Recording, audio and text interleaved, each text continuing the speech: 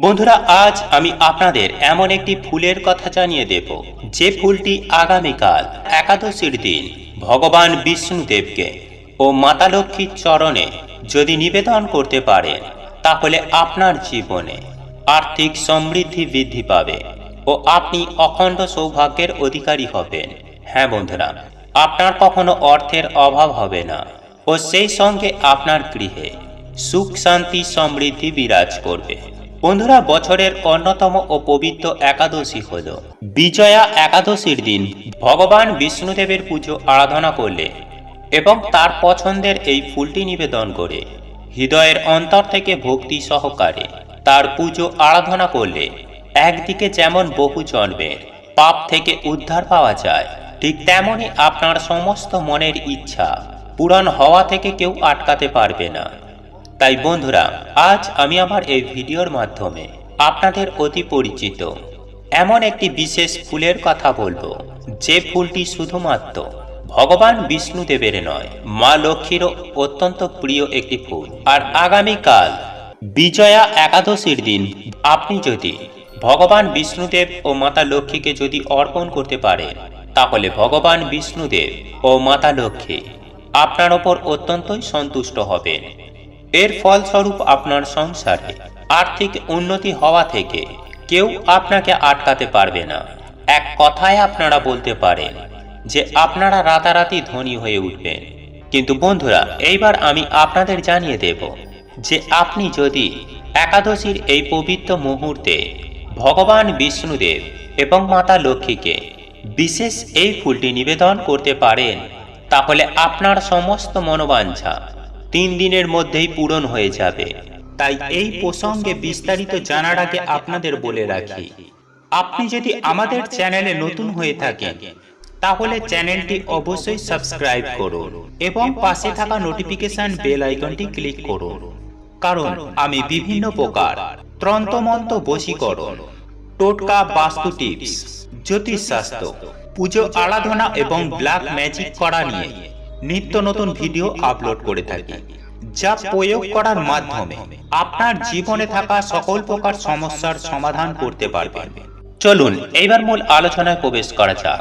তবে আপনারা যদি ভগবান বিষ্ণুদেবের আশীর্বাদ ও কৃপা পেতে চান, মা লক্ষ্মীর কৃপা পেতে চান, তাহলে জয় বিষ্ণুদেবের জয়, জয় মা লক্ষ্মীর জয় লিখে কমেন্ট অবশ্যই করবেন। বন্ধুরা, আপনি যদি একাদশী তিথিটি পালন করেন, তাহলে অতি অবশ্যই সবার আগে চেষ্টা করবেন যে পঞ্চ রবি শস্য পরিহার করে ও জয়া একাদশী তিথিটি পালন করার। এর ফলে ভগবান বিষ্ণুদেব ও মা লক্ষ্মী আপনার প্রতি অত্যন্ত সন্তুষ্ট হবেন এবং আপনার সমস্ত পাপ স্বয়ং বিষ্ণুদেব হরণ করে নেবেন। আর আপনি যদি একান্তই একাদশী তিথিটি পালন করতে সক্ষম না হন, তাহলে অন্তত পক্ষে বছরের প্রত্যেকটি একাদশী তিথির দিনে আমিষ খাবার খাবেন না।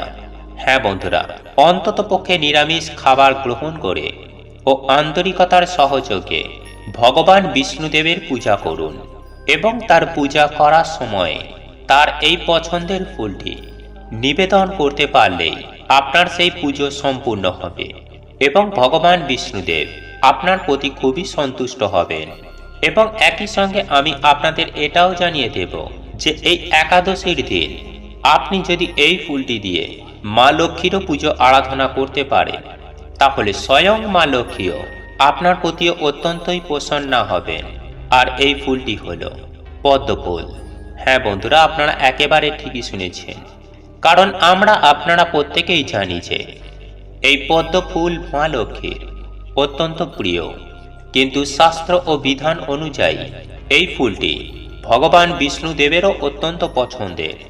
তাই এই একাদশীর দিন কোনো ভক্ত যদি নিষ্ঠা ও আন্তরিকতা ভক্তি সহকারে একটিমাত্র পদ্ম ফুল মাকে নিবেদন করতে পারেন, সঙ্গে ভগবান বিষ্ণুদেবের পুজো আরাধনা করতে পারেন, তাহলে তার জীবনে থাকা সমস্ত প্রকার সমস্যা এসেই তার সমাধান হয়ে যায়।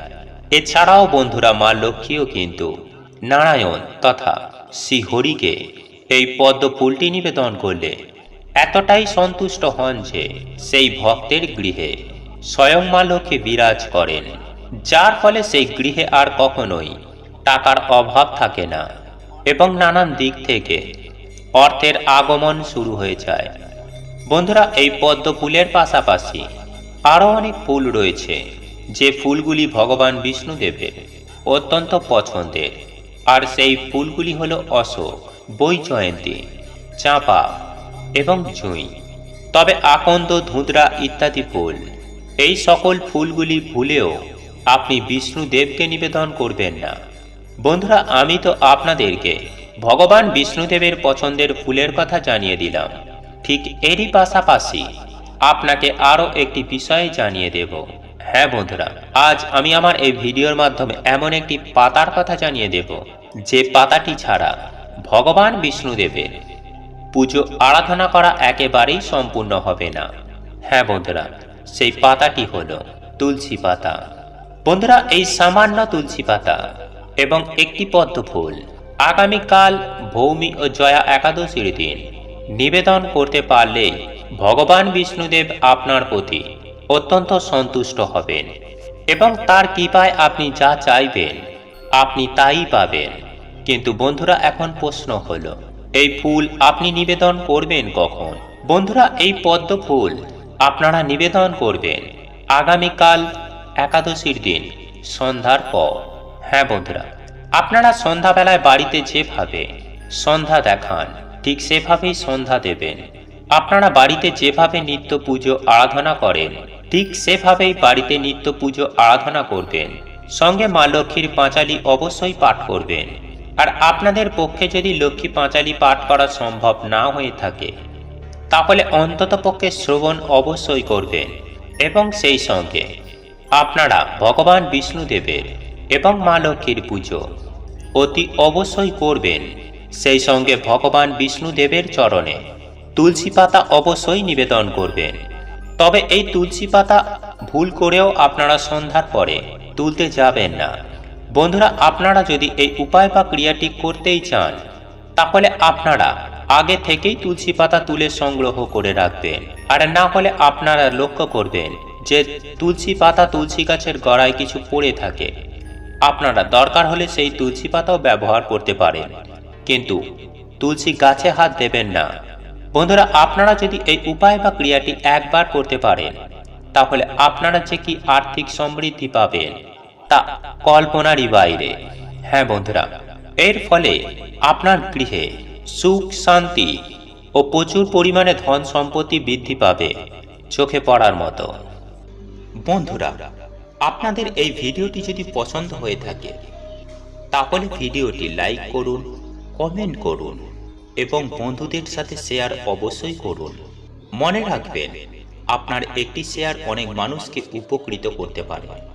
এবং আপনি যদি নতুন হয়ে থাকেন, তাহলে চ্যানেলটি অবশ্যই সাবস্ক্রাইব করবেন এবং পাশে থাকা নোটিফিকেশন বেল আইকনটি ক্লিক করবেন, এইরূপ নিত্য নতুন ভিডিও সবার আগে দেখার জন্য। ঈশ্বর আপনার মঙ্গল করুক। আপনি সুস্থ থাকুন, ভালো থাকুন।